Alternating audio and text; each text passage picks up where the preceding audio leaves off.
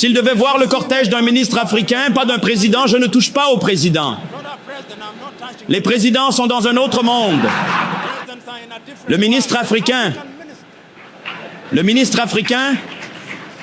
ne tuera jamais. Oh, il est anathème. Oh, le ministre africain est un demi-dieu. Oh, Afrique! Le conseiller africain dans votre maison rurale, quand ils vont à l'église, même si ce n'est pas leur dénomination, ils se pavanent au premier rang. Et même nos ecclésiastiques modernes les invitent à partager leur sagesse avec les fidèles, même si nous savons qu'ils sont les idiots du village. Il y a quelque chose que nous devons apprendre de l'Europe de l'Ouest, c'est qu'ils ont traversé suffisamment de problèmes et qu'ils sont capables d'organiser leurs affaires et qu'ils ont démystifié le leadership politique. Nous devons démystifier le leadership politique à l'avenir. Et une fois que nous aurons fait cela, je pense, nous pouvons le faire parce que je commence maintenant à voir quelque chose se passer en Afrique. Les jeunes Africains commencent à poser des questions approfondies. Les Africains commencent à reconnaître que la corruption est un cancer dans notre corps politique. Ils commencent à reconnaître que ceux qui veulent acheter leur vote ne signifient pas richesse. Ils commencent à reconnaître qu'il y a assez d'argent pour changer leur vie si les voleurs sont éliminés de l'arène politique. Ils commencent à réaliser que la commercialisation de la politique est une menace pour la démocratie. Ils commencent à se lever. Et je pense que ceux qui n'ont pas encore senti l'odeur du café seront surpris. Ils seront surpris quand le sol se dérobera sous leurs pieds. Ils seront surpris lorsque l'Afrique commencera à élire des individus qui peuvent démontrer qu'ils ont des idées. Car la politique du 21e siècle est la politique des idées et sur la concurrence des idées. Et donc, lorsqu'on est nommé à une fonction publique en raison des exigences de l'électorat, et cette relation entre le membre du Parlement africain ou le président africain et l'électorat est une relation symbiotique. Elle est symbiotique d'une manière très perverse. Et je soupçonne que j'utilise mal le mot symbiotique, mais je vais l'utiliser ou en abuser néanmoins, dans la mesure où cela explique mon propos. Ce qui se passe, c'est qu'il semble que l'électorat a permis aux soi-disant leaders, car beaucoup d'entre eux sont des trompeurs, rester dans leur position de pouvoir et acquérir autant qu'ils le peuvent, avec la compréhension que périodiquement leur butin leur sera partagé. C'est une sorte de Robin des Bois moderne. Et cette politique à la manière de Robin des Bois est un peu différente, du moins selon ma compréhension. Robin des Bois volait aux riches pour partager avec les pauvres. Mais nos Robins des Bois africains modernes sont dans le commerce de voler les pauvres pour donner une maigre somme aux très pauvres. Et c'est de cela que nous parlons aujourd'hui quand nous parlons de commercialisation. Donc, si vous demandez à n'importe quel politicien africain typique combien cela lui coûte d'être élu au Parlement, il vous dira que c'est en millions. Cela se chiffre en millions. Et les millions qu'ils dépensent sont peut-être 10 fois plus que ce qu'ils gagneront jamais grâce à leur salaire légitime. Et je me demande si votre salaire en 5 ans va être 1 milliard de shillings ougandais. Pourquoi devriez-vous dépenser 5 milliards de shillings ougandais pour obtenir ce poste? Il doit y avoir quelque chose que nous ne voyons pas, mais que vous voyez. Et je sais ce que c'est. Ce que c'est que devenir le poste de député, ou en fait tout autre poste politique en Afrique, est une garantie que les choses viendront.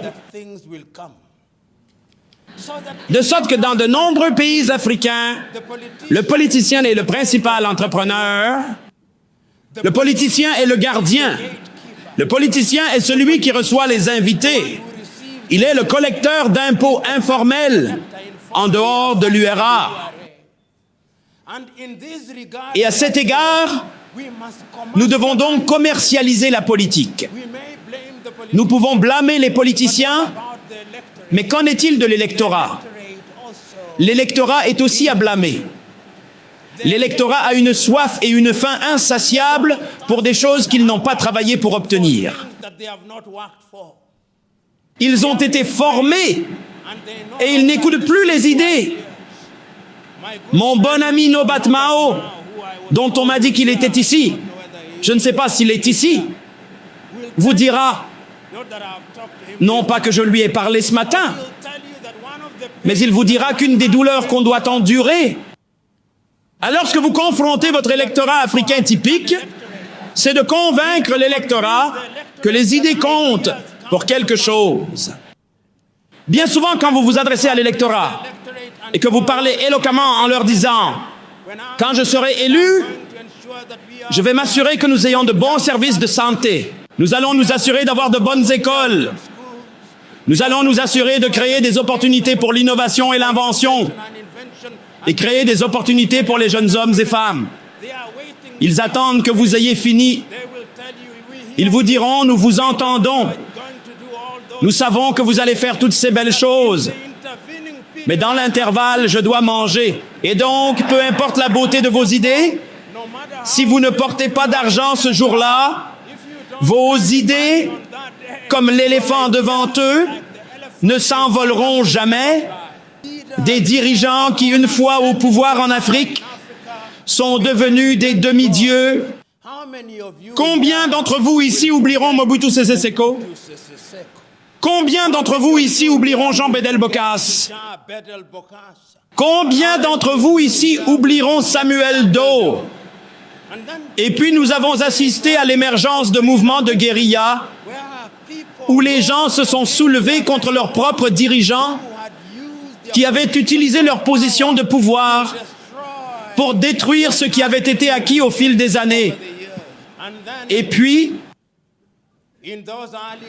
dans ces premiers jours, vous vous souviendrez également que de nombreux dirigeants africains, y compris les éclairés, estimaient qu'en raison de l'ethnicité, il était nécessaire d'unir le peuple.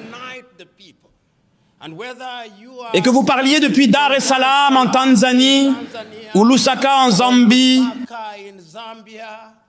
ou Kinshasa dans ce qui était alors le Zaïre, maintenant la République démocratique du Congo, ou que vous parliez depuis Nairobi au Kenya, et ici en Ouganda, le cri de ralliement était que nous devions avoir des États à parti unique. Et la justification pour les États à parti unique était que nous sommes si désunis. Il y a tant d'ethnies que si nous permettons la politique multipartite, alors ce qui nous arriverait est que nous serions ethnicisés négativement et que nous briserions nos pays. Et que par conséquent, pour s'assurer qu'il y avait unité, nous avions besoin d'un parapluie sous les auspices et la direction duquel le peuple serait uni. Mais à peine avions-nous suffisamment articulé la beauté des États à parti unique que l'Europe occidentale nous a dit « Non, ce n'est pas la démocratie. La démocratie signifie que vous devez avoir plusieurs partis politiques. La démocratie signifie que vous devez avoir des élections régulières. La démocratie signifie que vous devez avoir la société civile. De sorte que notre marque de démocratie telle que nous l'adoptons aujourd'hui, j'ose le dire sans crainte de contradiction, n'était pas conçue en Afrique. Il a été conçu pour nous à Paris. Elle a été conçue pour nous à Madrid. Elle a été conçue pour nous à Londres. Elle a été conçue pour nous à Washington. Et nous l'avons avalée ligne, hameçon et plomb. L'Afrique ne raconte pas notre propre histoire. L'Afrique ne décide pas de ce qui est dans notre meilleur intérêt. L'Afrique attend encore qu'on lui dise ce qui est bon et juste. Et j'ose dire que c'est pourquoi l'Afrique ne réalise pas notre potentiel. Mais il est également important de souligner que l'Africaine et les pays africains sont plus résilients que les États européens. Vous savez, si vous me permettez une certaine liberté comme un invité doit l'être, permettez-moi de dire ceci. L'ethnicité dont nous parlons sans cesse, les pays africains n'ont retrouvé leur indépendance que depuis un peu plus de 60 ans. Prenons le Nigeria par exemple, avec plus de 500 groupes ethniques, créés avec des frontières artificielles. Ils ont connu leurs problèmes, ils ont eu des ratés, mais la nation est toujours vivante et en bonne santé. La difficulté n'en est pas moins. Prenons l'Ouganda par exemple. Vous avez eu vos difficultés, vous avez eu vos épreuves et tribulations, mais la nation est toujours vivante et bien portante. La Tanzanie, avec plus de 136 groupes ethniques, la nation est toujours vivante et bien portante. Il y a un sens dans lequel, face à nos difficultés, nous avons réussi à gérer ces difficultés malgré la douleur que cela a pu causer. Mais regardez l'Europe, l'Europe pontifiante. Elle ne peut pas gérer la diversité. Ils ne peuvent pas. Et il est important de nous le rappeler, ne serait-ce que pour nous dynamiser. Les Européens ont dû mener 2 grandes guerres tribales. Ils les appellent guerres mondiales. C'était des guerres tribales. Les tribus européennes étaient en guerre entre elles en 1914. Ils ont peut-être recruté quelques Africains et quelques autres personnes. Puis ils l'appellent guerre mondiale. Puis ils ont eu une autre grande guerre tribale de 1939 à 1945. Ils ne les ont pas appelées guerre tribale. Ils les ont appelées guerre mondiale. Et je veux que vous regardiez l'Europe et la pureté de leur nation. Si vous allez en Suède, la nation est composée à presque 90% de Suédois, avec une petite population diminuée. Et pour cette petite population, ils ont même un parlement séparé pour eux. C'est ainsi qu'ils gèrent cela. Vous allez en Finlande, 90% de la Finlande sont des Finlandais, avec une petite population suédoise. Vous allez aux Pays-Bas, c'est pareil. Vous allez en Angleterre ou en Grande-Bretagne, que ce soit grand ou non, je ne sais pas. Mais c'est la Grande-Bretagne. Même là, si vous parlez aux Écossais, ils ont quelque chose à dire sur les Anglais. Si vous parlez aux Irlandais, ils ont quelque chose à dire. Si vous parlez aux Gallois, ils ont quelque chose à dire. Allez en Espagne, où il y a quelques tribus de plus, ils ont eu une guerre civile. Allez en Italie, en grande partie les Italiens. Et vous traversez jusqu'à l'Europe de l'Est. La Yougoslavie était unie en une seule nation sous Joseph Broz Tito. N'ont-ils pas produit de nombreux pays au cours de notre vie? L'Union soviétique a donné naissance à de nombreux pays. Ils ont opté pour la pureté ethnique. L'Afrique reste le seul continent sur Terre que, d'une certaine manière, ayant eu des frontières artificielles imposées à elle, on dise que nous allons conserver ces frontières et en tirer le meilleur parti. Et il suffit de se référer aux déclarations de 1963. Les déclarations de Kwame Nkrumah et Julius Kambarage Nyerere sur l'inviolabilité des frontières, répétées à nouveau en 1964 au Caire, en Égypte, selon lesquelles si nous choisissons de redessiner ces frontières, l'Afrique sera perpétuellement en conflit. Par conséquent, les cieux nous ont donné un citron, ne demandons pas une orange, faisons-nous une limonade, et nous préparons la limonade.